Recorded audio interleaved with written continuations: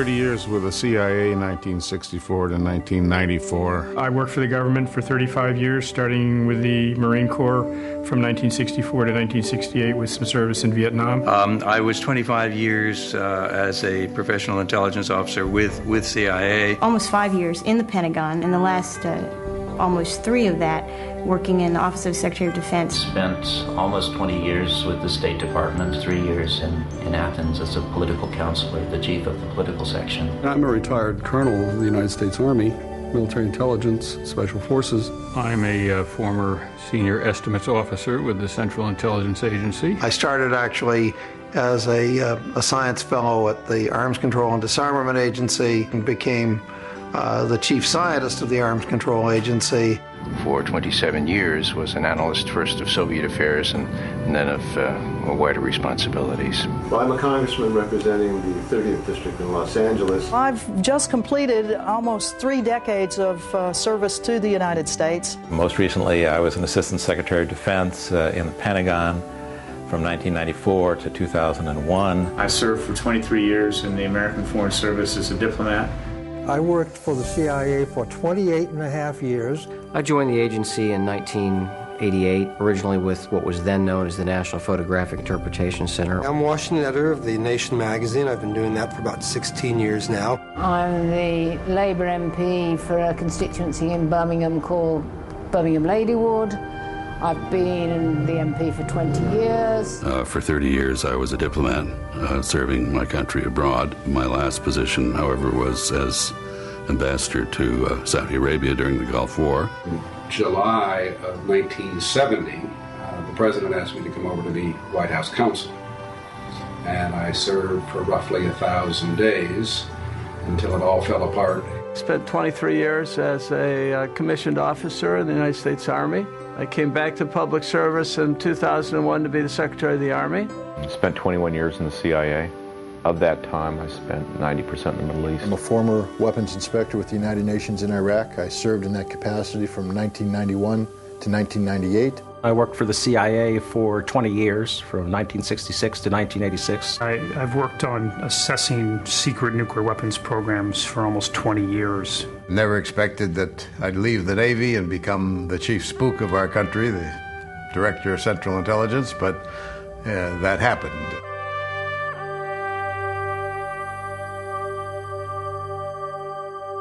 Saddam Hussein now has weapons of mass destruction. Iraq's weapons of mass destruction. A clear threat to the United States. There's dozens of ballistic missiles. It has sponsored and sheltered terrorists. Paying suicide Chemical bombers. weapons are equally chilling. Biological weapons, including anthrax and botulism toxins. Biological and chemical agent to kill millions of people. Chemical weapons, including VX and sarin, mustard gas. To a massive and sudden horror. Massive death and destruction. Death on a massive scale. The danger to our country is grave.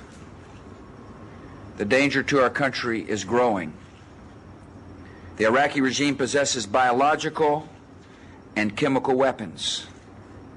The Iraqi regime is building the facilities necessary to make more biological and chemical weapons. And according to the British government, the Iraqi regime could launch a biological or chemical attack in as little as 45 minutes after the order were given. The regime has long-standing and continuing ties to terrorist organizations, and there are al-Qaeda terrorists inside Iraq. The regime is seeking a nuclear bomb, and with fissile material could build one within a year. The Bush administration made up its mind to go to war on September the 11th, 2001. From that time on, you were dealing with rationalization and justification for the war. You weren't dealing with real causes for the war or real reasons for the war. There was never a clear and present danger. There was never an imminent threat. Weapons of mass destruction. Weapons of mass destruction. Weapons of mass death. Weapons of mass destruction was a convenient way of tricking our Congress into giving the president authority to wage this war. Saddam has resumed his efforts to acquire nuclear weapons. Develop nuclear weapons. Nuclear weapons. Here the intelligence community did a pretty good job. I think for the most part they made it clear that the evidence was not there to show that Iraq was trying to reconstitute its nuclear capability, let alone whether or not it had a nuclear capability, which it didn't. Leaders will use worst-case assessments that point to nuclear weapons to generate political support because they know people fear nuclear weapons so much. The intelligence that we were operating off was correct. The quality of our intelligence operation, I think we're better than anybody else. We gathered a lot of intelligence. Going to war based on intelligence is yet another example, I think, of intelligence simply not being able by nature, by definition, to live up to that kind of requirement. You may produce intelligence that could keep you out of a war, but I doubt that you'll ever get 1, 2, 3 reports of intelligence that will in any way allow you to go to war. That intelligence was good, sound intelligence. After the war, we have an internal review within the CIA conducted by a guy named Richard Kerr, who used to be the deputy director of the CIA.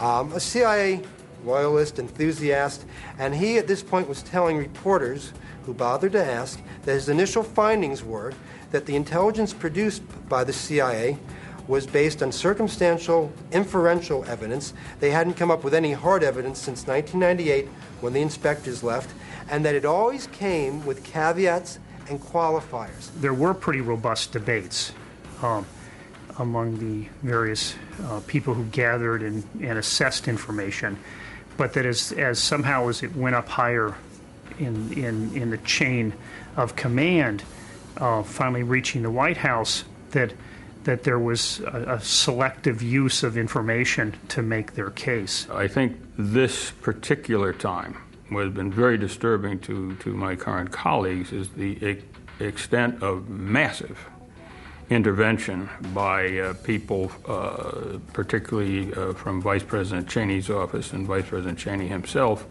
in the process, and the very heavy leaning on the Director of Central Intelligence and his staff to produce precisely the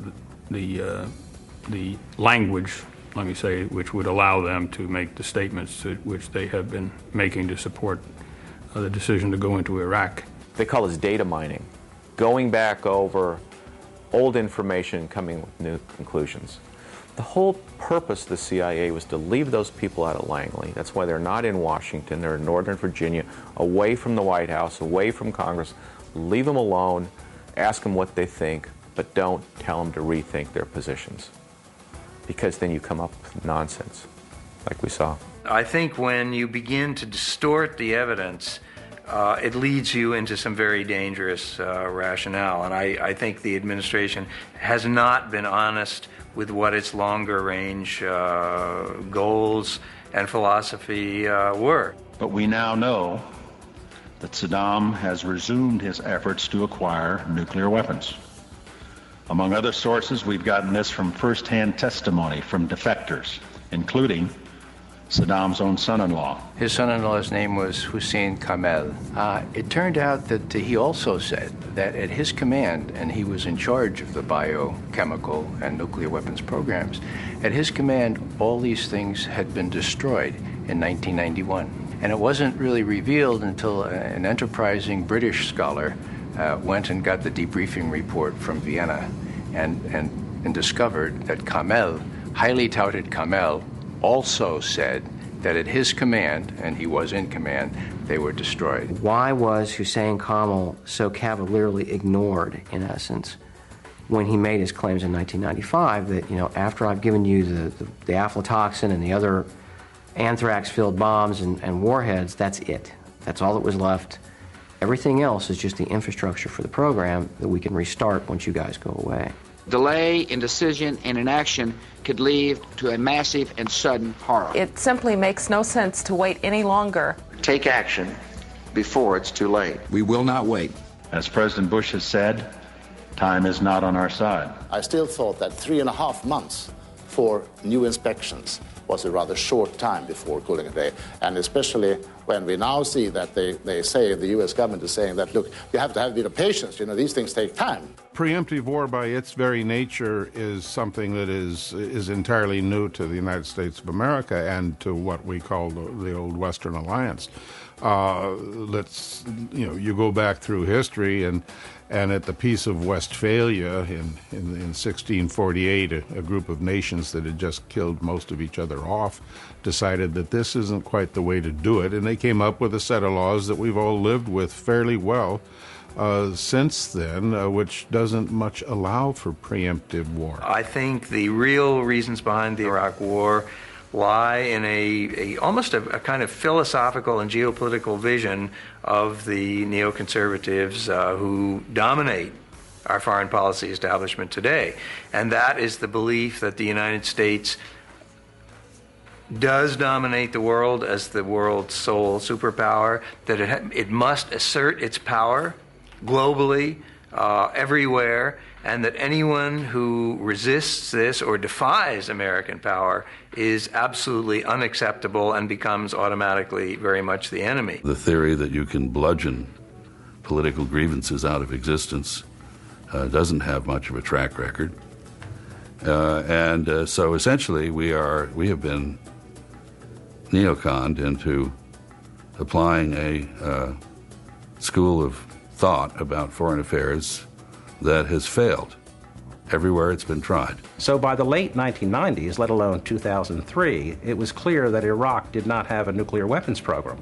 But over and over again, President Bush, Secretary of Defense Rumsfeld, particularly Vice President Cheney, but also National Security Advisor Condi Rice, drummed up the idea of a reconstituted nuclear capability, and particularly the notion that I think has some resonance among the American people of the mushroom cloud. For those who are advancing a different doctrine with which I strongly disagree, and that was that the United States could take unilateral preemptive action. But if you believe in unilateral preemptive action, it certainly has to be in response to an imminent threat. And the idea that Saddam Hussein could have nuclear weapons was a truly an imminent threat, and nothing more graphically pointed that out except the most powerful argument that was made: let's not let the smoking gun be a nuclear cloud. If someone is waiting for a so-called smoking gun, it's certain that we will have waited too long. We don't want the smoking gun to be a mushroom cloud. We cannot wait for the final proof, the smoking gun, that could come in the form of a mushroom cloud. So a lot of people who supported the war in Iraq actually believed that Iraq had the capability to fire missiles that could reach the United States carrying payloads of nuclear or chemical or biological weapons. Iraq has never had the capability to do that. They didn't have it in the first Gulf War. They didn't have it in this war in Iraq. And they don't have it in any way of getting it in the future. That very first day, on September 12th, one day after September 11, the meeting that was held in the White House, in the Situation Room, led to Rumsfeld asking the question, shouldn't we use this as an opportunity to do something about Iraq as well? There are al-Qaeda in Iraq. Saddam Hussein cavorts with terrorists. Secretly and without fingerprints, he could provide one of his hidden weapons to terrorists or help them develop their own. Well, the war really had absolutely nothing to do with terrorism. There was no connection whatsoever between Iraq and the secular regime there and the religious fanatics who perpetrated 9/11. Saddam was not a maniac or a fool. He was a terrible villain, yes, but he was not going to sacrifice his own life and the future of his country to stupid adventures with terrorists who had completely antithetical views to his. It is just inconceivable to anybody who understands Saddam Hussein and understands the nature of highly centralized dictatorships generally, that dictators would want to give up control of their most potent weaponry. Because once you've given up control, you have no control. So you can't say to al-Qaeda, you will use this or you won't use it. The decision on whether or not they're going to use it depends on what Osama bin Laden does. Do you want to entrust your fate to Osama bin Laden and his nihilistic ways? I don't think so. Saddam Hussein is a psychopath and a sociopath. He was not an irrational being in the sense that he was going to ensure his own demise by doing something like that. Al-Qaeda has had total contempt for Saddam Hussein himself. He's been a socialist. He's been very harsh. He's treated Islamic leaders, Islamist leaders, extremely harshly. Iraq, and we have very good intelligence on this, was not part of the picture of terrorism before we invaded. Saddam Hussein and bin Laden were enemies. Bin Laden considered and said that Saddam Hussein was the socialist infidel. These were very different kinds of individuals competing for power in their own way, and Saddam Hussein made very sure that al-Qaeda couldn't function in Iraq, that terrorists couldn't function, except for the small northeastern quadrant of the country where there was an extremist group, but he had no control over that. It was near the Iranian border. There's no doubt that Ansar al-Islam is a radical Islamic terrorist group with ties to al-Qaeda. But they operate in a part of Iraq that is not controlled by Hussein. The leaders say they seek to overthrow Hussein and his government. They are our enemy, or really they are also our enemy. We believe that Saddam Hussein, him and his group and his ministers also, they are outside of Islam's zone. The ties with al-Qaeda was just a scare tactic to exploit the trauma, the very real trauma that the American people have felt ever since 9/11, and to associate that trauma with Iraq. As you know from the polls, most Americans believed that Iraq had something to do with 9/11, and that was a very successful, very deliberate, and very unethical and immoral operation on the part of the PR people of this administration.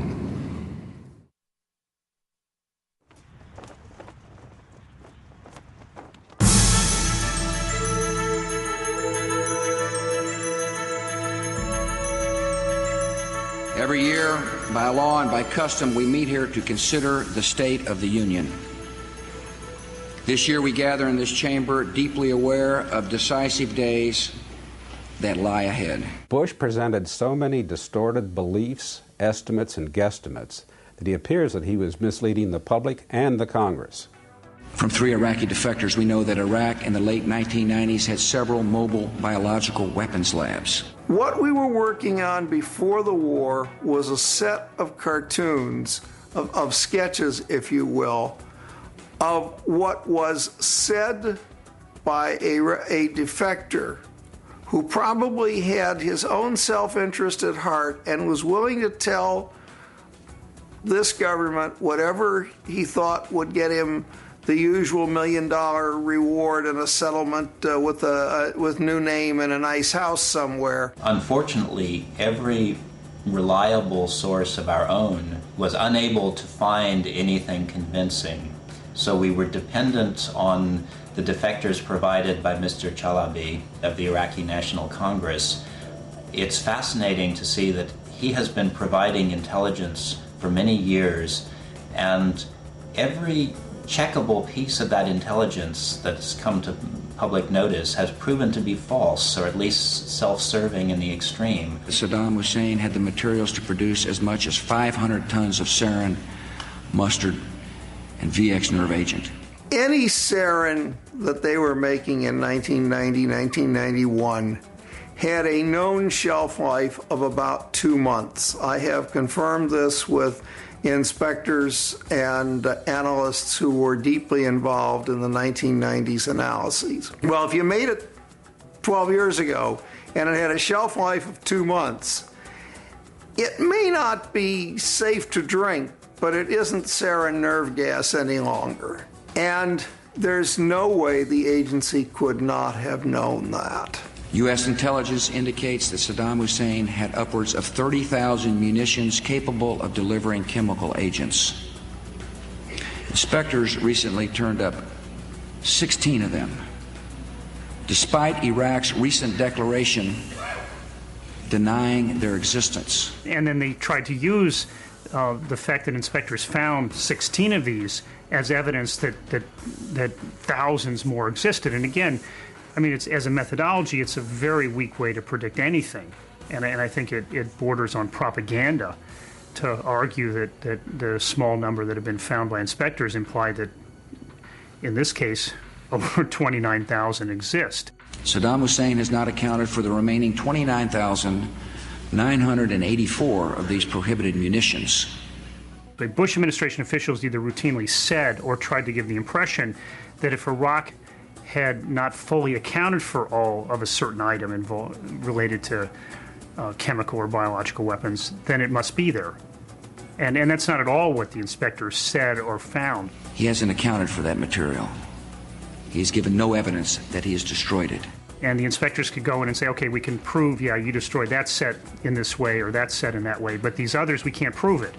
And that doesn't mean that they didn't destroy these warheads or whatever the item was. It just means Iraq hadn't been able to prove it. Saddam Hussein had material sufficient to produce more than 38,000 liters of botulinum toxin, enough to subject millions of people to death by respiratory failure. The inspectors had evidence to say that Iraq had not fully revealed its biological weapons program, particularly its ability to make botulinum toxin, and therefore it was an open issue. But again, it doesn't mean that what the inspectors found was evidence that Iraq possessed that. Our intelligence sources tell us that he has attempted to purchase high-strength aluminum tubes suitable for nuclear weapons production. I think there was very little doubt that the centrifuge tubes, so-called, were nothing but rocket motor tubes to go into M81 style artillery rockets. They certainly have all the specs for that. Nuclear experts, for instance, from Lawrence Livermore's laboratory's Z division, the experts on centrifuge enrichment, came out and said, no, you couldn't enrich your uranium using these tubes. They're not compatible. I saw it as a deliberate attempt to take information and selectively take information and try to basically say Iraq poses an imminent nuclear threat and therefore action is absolutely necessary. And I felt that was absolutely wrong. The International Atomic Energy Agency confirmed in the 1990s that Saddam Hussein had an advanced nuclear weapons development program.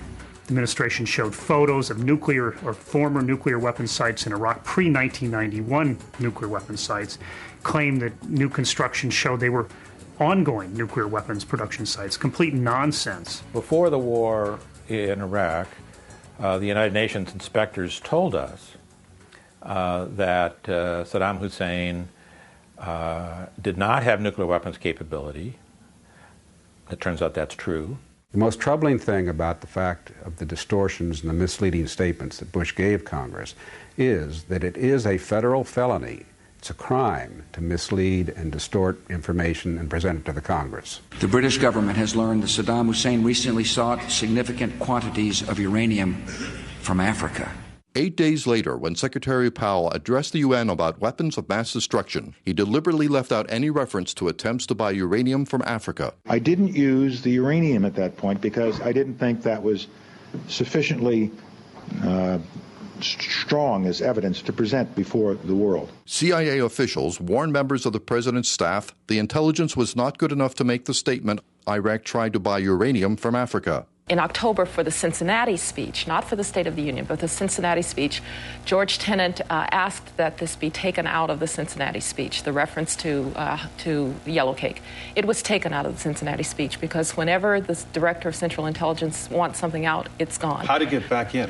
It's not a matter of getting back in. It's a matter, Tim, that 3+ months later, people didn't remember that George Tenet had asked that it be taken out of the Cincinnati speech, and then it was cleared by the agency.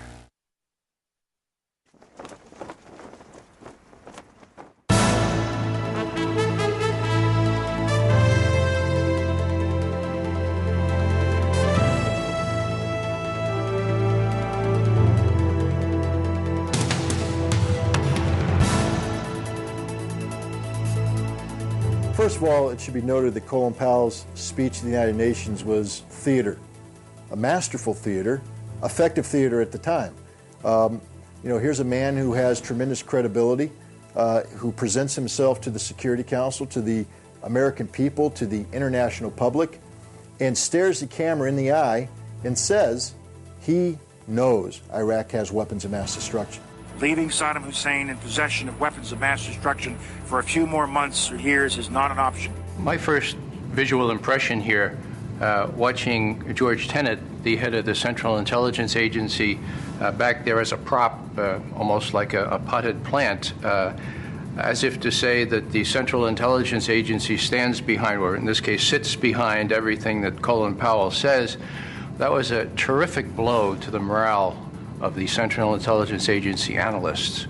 Saddam Hussein has chemical weapons. Chemical weapons, although they can be very deadly in a subway station or something like this, are not really strategic weapons. They are weapons that can kill 50, 100, 200 people, but in fact they won't devastate you the way a nuclear weapon in New York City or Chicago or someplace would be a deadly blow. Saddam Hussein has used these horrific weapons on another country and on his own people. He used weapons Saddam Hussein did back in the 1980s when the U.S. administration, the Reagan administration, was actually supporting him and allowing him to import the chemical precursors for that. Donald Rumsfeld, actually, as a special envoy for Ronald Reagan back in those years, helped, open the door for better relations between Washington and Baghdad. Colin Powell spoke of thousands of liters of anthrax that were unaccounted for, and he said they're probably hiding it. And then he held up a little vial of white powder. And he said, a couple teaspoonfuls of white powder like this, if launched against American cities, could kill thousands of Americans. If he was truly to reflect the Iraqi capability, he would have held up a bottle of Diet Coke and said the Iraqis produced anthrax that looked like this. It has a shelf life of 3 years. The last known production batch came out in 1991, so even if Iraq was hiding this brown sludge liquid, it would be useless today. Just a few weeks ago, we intercepted communications between two commanders in Iraq's 2nd Republican Guard Corps.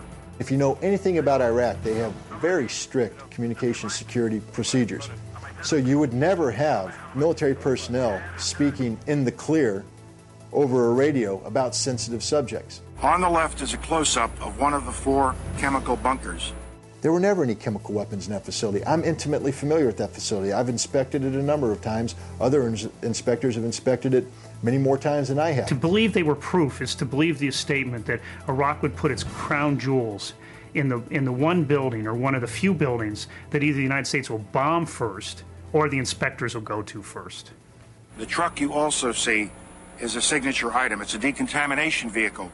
The UN weapons inspectors knew that the trucks shown by Colin Powell in those photographs were fire trucks, not decontamination trucks. I would have to comment here on Secretary of State Colin Powell's debut as an imagery analyst. It was highly embarrassing for those of us who know something about the business. We couldn't tell whether this was an honest mistake by those who now do the imagery analysis, who now report to the Secretary of Defense, unlike our day when they reported to the Central Intelligence Agency, whether that was the case or whether perhaps Colin Powell was being set up. From our point of view, I mean, we do all kinds of analysis of satellite imagery. You can't form any conclusions on what's going on inside the building. They could have been building tractors. They could have been doing nothing inside that facility. Now look at the picture on the right. You are now looking at 2 of those sanitized bunkers. The signature vehicles are gone. It's been cleaned up, and it was done on the 22nd of December as the UN inspection team is arriving. Vehicles, they rotate from site to site. And so the absence of the vehicle on the second photo, which we know is the 22nd of December, could just as easily be explained by the normal rotation, because you didn't tell us the date of the first, and it was several weeks before. We have noted that the 2 satellite images of the site were taken several weeks apart. The reported movement of munitions at the site could just as easily have been a routine activity as a movement of prescribed munitions in anticipation of imminent inspection. We have first-hand descriptions of biological weapons factories on wheels and on rails. These mobile labs have now been shown to be nothing more than hydrogen generation facilities. Here you see both truck and rail car mounted mobile factories. When you take a look at the mobile labs that Colin Powell discussed, he didn't put up photographs of these facilities. He put up artist renditions of these facilities. Why? Because we have no proof they exist. This video of an Iraqi test flight obtained by UNSCOM some years ago shows an Iraqi F-1 Mirage jet aircraft. Note the spray coming from beneath the Mirage. That is 2,000 liters of simulated anthrax.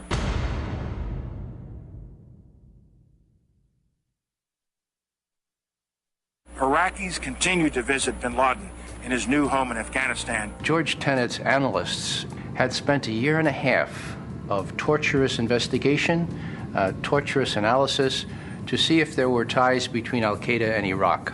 They found none. Our conservative estimate is that Iraq today has a stockpile of between 100 and 500 tons of chemical weapons agent. So the Secretary of State is telling us that our conservative estimate is that Iraq possesses between 100 and 500 tons of chemical weapons agent, enough to fill 16,000 warheads on the battlefield. Where are they?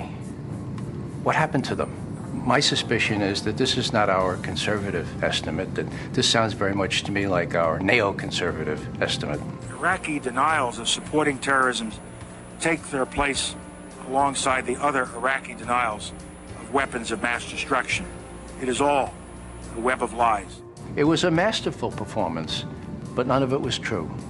Where are all these weapons? Where is all this VX? Where is all the anthrax? The reality is that between the original UNSCOM inspections and the UNMOVIC inspections, you destroyed, with those inspections, 90 to probably 95% of the Iraqi arsenal.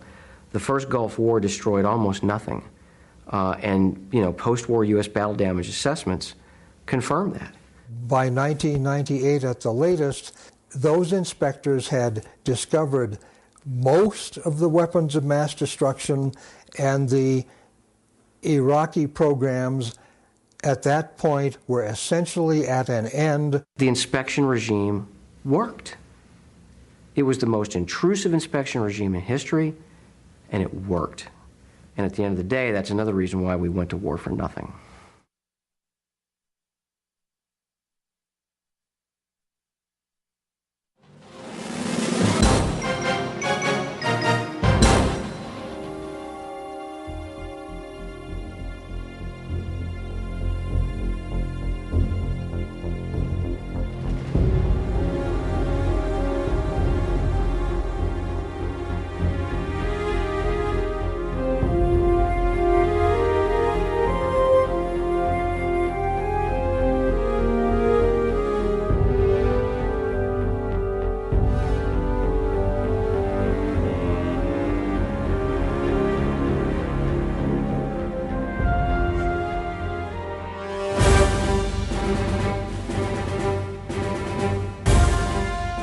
There's no doubt in my mind but that they currently have chemical and biological weapons.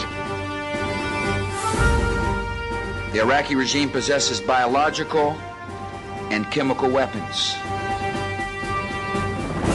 We know for a fact that there are weapons there.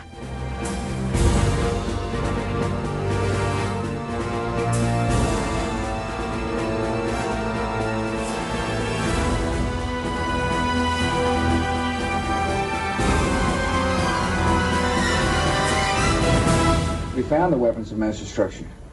We found biological laboratories. Everybody knows that Iraq had weapons of mass destruction. I have every reason to believe that the intelligence that we were operating off was correct. No question we have said that Saddam Hussein possesses biological and chemical weapons. We know where they are. They're in the area around Tikrit and Baghdad and east, west, south, and north somewhat. And all this will be made clear in the course of the operation for whatever duration it takes. And are you confident that you'll also find weapons of mass destruction? I believe we will find evidence of the programs of chemical and biological weapons, yes. How about the actual weapons? Well, I just don't know. Let's wait and see what the team that's over there... Inspections continue with our new exploitation teams that have been brought in, and that we will in fact find weapons or evidence of weapons programs that are conclusive. It is somewhat puzzling, I think, that you can have 100% certainty about the weapons of mass destruction's existence and zero certainty about where they are. Do you agree, and does it matter whether or not you find those weapons? Well, you might ask the Prime Minister that. We won't be proven wrong. This is a process that takes some time, and it will ebb and flow. One thing we know is that he had a weapons program. I don't know anybody that I can think of who has contended that the Iraqis had nuclear weapons. And we believe he has, in fact, reconstituted nuclear weapons. But on the specific issue of weapons of mass destruction, it's going to take time, and we're going to have to be patient. Over time, the truth will come out. Now, it's going to take time to find anything because People will find that we presented a solid case, a case that is there and was there and will remain there. So it's going to take a period of time to find the people. I don't think we'll discover anything myself. I believe that we will find the truth, and the truth is he was developing a program for weapons of mass destruction. I think what will happen is we'll discover people who will tell us where to go find it. You're not going to find it simply in a house-to-house search. You're going to find it when people start to talk to you. It is not like a treasure hunt where you just run around looking everywhere hoping you find something. I just don't think that's going to happen. The inspectors didn't find anything, and I doubt that we will. Our people are going to find out the truth, and the truth will say that this intelligence is good intelligence, no doubt in my mind. What we will do is find the people who will tell us. There are a lot of people who lie and get away with it. And that's just a fact. Is U.S. credibility on the line over weapons of mass destruction in Iraq? I'm not exactly sure what that means.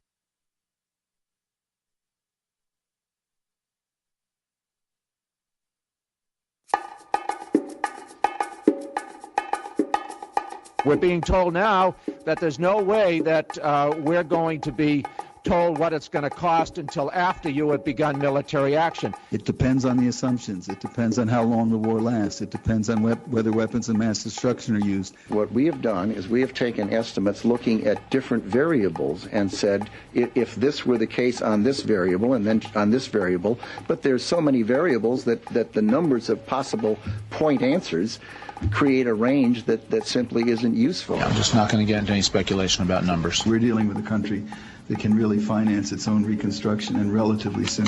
So the money's going to come from Iraqi oil revenue, as everyone has said. They think it's going to be something like $2 billion this year. They think it might be something like 15, 12 next year. They think it might be something like 18 to 20 plus the next 19 the next year.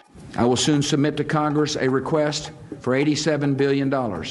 Why did the administration so dramatically underestimate the cost of this war? We did not have perfect foresight into what we were going to find in Iraq.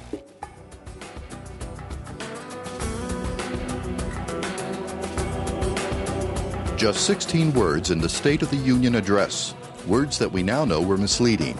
And retired career diplomat Joe Wilson tried to warn the administration of just that nearly a year before the speech. I received a call from the CIA in February 2002, and I was invited out to talk to those people within the broader intelligence community who deal with three different subjects: Iraq, uranium, and Niger. I briefed them on what I knew about the uranium business. It was during the course of that briefing that they said that they had received a report that had piqued the interest of the Office of the Vice President, and that report was of a purported memorandum of agreement authorizing the sale of uranium yellowcake, somewhat enriched uranium, from Niger to Iraq, and it was a document that was executed by the government of Niger. They asked me if I would be willing to go out and take another look at it and talk to people I knew there. I left there telling them that if they wanted, I would be able to free up my schedule. They subsequently called me and said, please do. I'd spent the 8 days there drinking mint tea and talking to everybody there was to talk to who knew anything about the subject matter in Niamey. And I'd come back persuaded that could not have happened. One, from a business perspective, because of the way the consortium was structured, you just couldn't do it without a lot of people knowing. And two, the way the government bureaucracy was structured, you could not make the decision without a lot of people knowing. And if you made the decision would be reflected in a series of signatures on the documents. And if the documents did not contain those signatures, they could not be authentic government of Niger documents. The president quoted a British paper. We did not know at the time. No one knew at the time in our circles. Maybe someone knew down in the bowels of the agency, but no one in our circles knew that there were doubts and suspicions that this might be a forgery. Of course, it was information that was mistaken. Now, given what I knew about where the question had originated. And given what I knew about the way the government works, I knew that people in her circle did know. Based on thorough analysis, the IA has concluded, with the concurrence of outside experts, that these documents, which form the basis for the reports of recent uranium transaction between Iraq and Niger, are in fact not authentic. Numerous French words were misspelled in the documents. One of the letters was signed by a Niger official who had left office 10 years ago. Several dates in the documents did not match the day of the week. Several of the names and titles of officials mentioned in the documents were incorrect. We all know that the documentation on Yellow Cake from Niger was a fake, but why doesn't anybody say who did it, who faked the document? And why don't we take another look then at the same stream of consciousness that was prevailing at that moment on the aluminum tubes and even the trailers, the bioweapons trailers that were so ballyhooed. At that point, someone's got to say, who is putting this intelligence out there and why? And I don't think that question's been answered, and maybe because the answer is known, and it's not a pleasant one. Who was it that asked for this review of the Niger nuclear material question? It was the Vice President. Mr. Wilson, former ambassador, was sent to Niger in response to the Vice President's questions about this issue. So assumedly, the Vice President got a report back in response to his question, and that report contained the Wilson memo, his assessment of the situation. The question remains, who did the document? Who forged the document? And why? The list is possibly short. Somebody ought to be able to work on that. Wilson says his family is the subject of a smear campaign by senior administration officials. They deliberately leaked his wife's identity as a covert CIA operative, damaging her future career and compromising past missions, after he criticized the administration on Meet the Press and in the New York Times. The White House hatchet men came out and started writing articles in which they basically said that Wilson, the first one came out and said that Wilson told the truth because he's a Democrat. Set that up as an argument. Democrats tell the truth, ergo Republicans fill in the blank. Then a couple of senior administration officials leaked to Bob Novak that my wife was a CIA operative involved in the weapons of mass destruction business at the CIA. Senior administration officials is a key to being it's typically the president, vice president, cabinet officers, and the top of the White House had gone out of their way to get that information out. Not only told Novak, told Time magazine, they wanted that information out. Now, that's against a statutory law that prohibits the identification of CIA operatives. What you're doing when you expose a CIA officer of any name, you're basically taking their entire career and flushing it down the toilet. It also has the potential of placing that person in jeopardy because of their operations, and their own operations and people they have operated with in jeopardy. So it was a very vengeful act against the ambassador to try to hurt him by hurting his wife's career, if not wishing her physical damage. I had never seen a dirty trick that could be a hit. A president of the United States and an administration who has come to office on a platform of restoring dignity and honor to the White House. What they did was neither dignified, nor was it terribly honorable, nor was it germane to the issue at hand.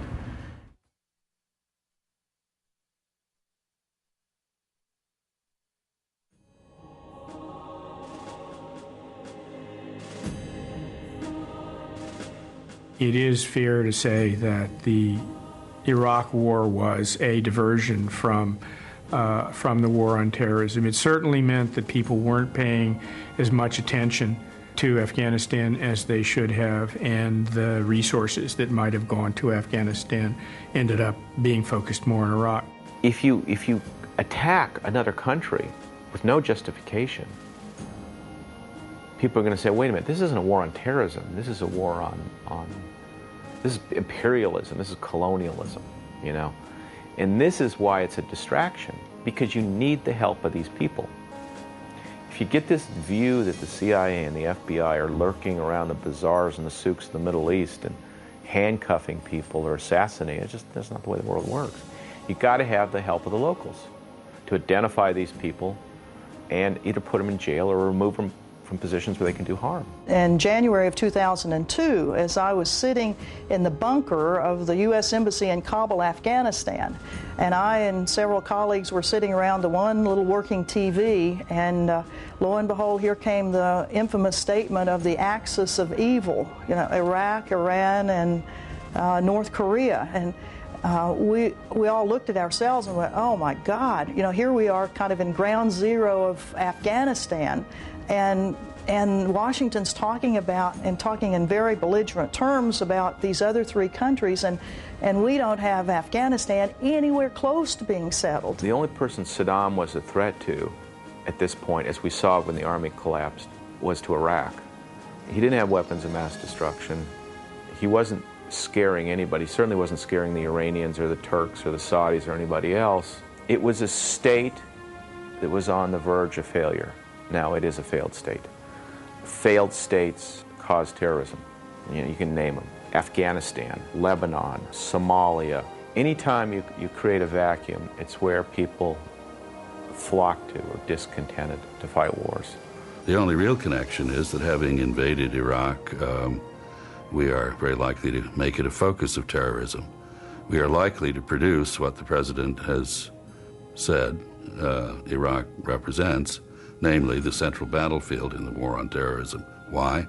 Because we've sent a lot of Americans into a place where they're sitting ducks for people who think the only good American is a dead one.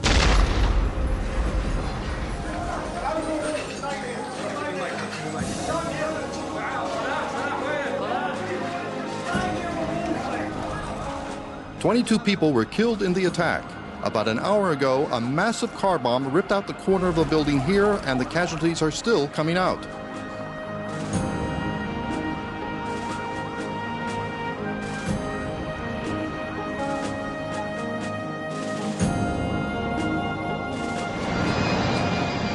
Iraq cannot be governed by Americans.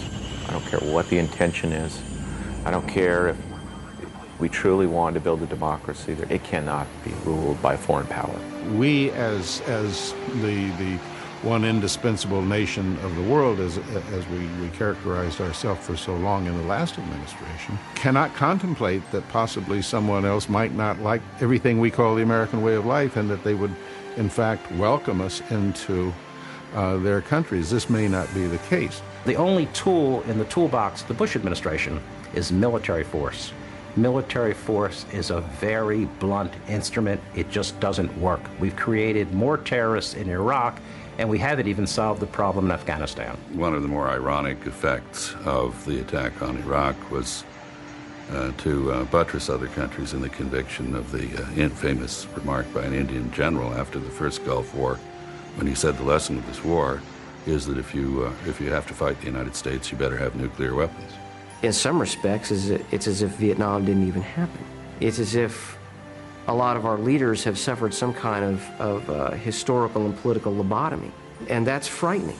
And every American should be concerned about that, because the United States ultimately is supposed to be an exemplar for the rest of the world. We are supposed to be, in Ronald Reagan's words, that shining city on a hill. Well, that shining city is looking kind of slummy right now in terms of our image abroad, and I think with good reason. We've violated, I think, fundamental principles that have guided this country's foreign policy so successfully since 1947. You don't want your president to be seen as a hot dog. And when your president gets into a jumpsuit and gets in the back of a jet and lands on an aircraft carrier and then waddles out with his little straps between his legs, and that's not, I mean, you want a sign of kind of maturity and not testosterone blasting through when you're talking about things so fundamentally important as sending a nation to war and sending young men and women to their deaths. There is a sense in Washington now that you can't raise objections to this because you're not supporting the troops in the field. I would rapidly point out that unlike almost anybody I know that holds office in this country, I've had 2 sons in uniform, both of whom have been in combat, and so I don't have to take any nonsense from anybody, nor will I. Mark Twain's definition of patriotism says patriotism is supporting your country all the time and your government when it deserves it. Well, I don't think it's patriotic to stand by and remain silent while your country stumbles into disaster. Patriotism is the last refuge of scoundrels, and I think these are scoundrels. They have no argument now. They have no defense for what they did. The country is in a terrible international security situation that I think is perilous. So they're attacking the patriotism of others. Having been an insider, I know that the insiders don't have it all right. They make mistakes, and indeed there's more likely to be mistakes and there's more likely to be misjudgment if there is no criticism. It was Jefferson who said that our kind of government is not based on trust. It's based on, in fact, suspicion. Supporting the Constitution, understanding what's in the Constitution, caring about the Constitution. That's why we don't have a king, because we have a piece of paper.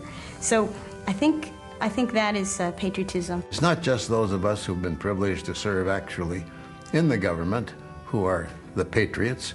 It's every citizen who respects and honors the fact that we have such a wonderful country. To suggest that if you have a different viewpoint than any given administration, or if you're not supporting the president in policies that may be highly erroneous, I don't see that as patriotism at all. In fact, I would argue that any patriot with integrity is going to speak out if he or she feels that we're on the wrong course. It's not unpatriotic to demand that Congress upholds its constitutional responsibilities regarding the declaration of war.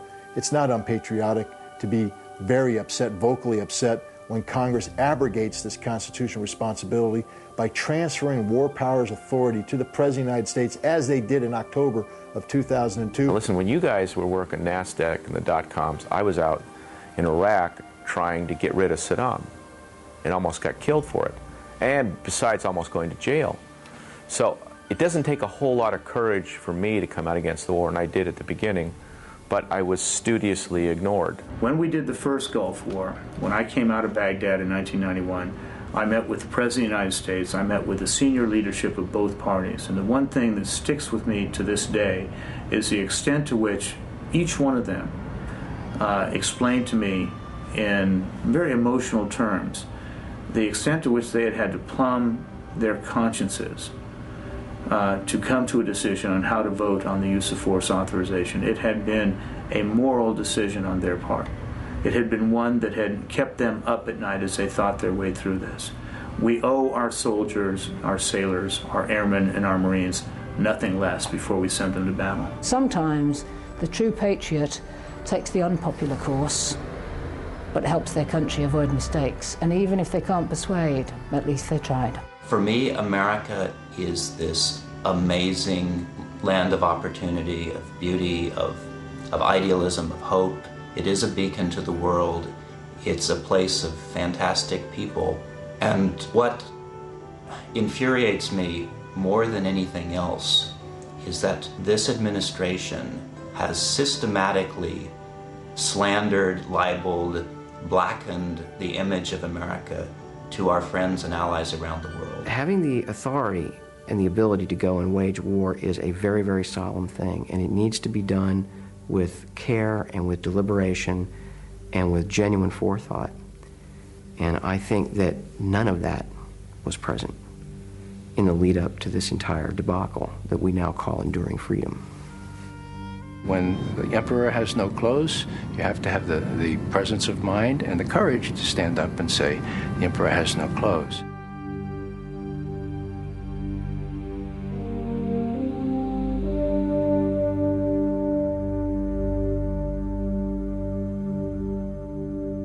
Let me comment on that.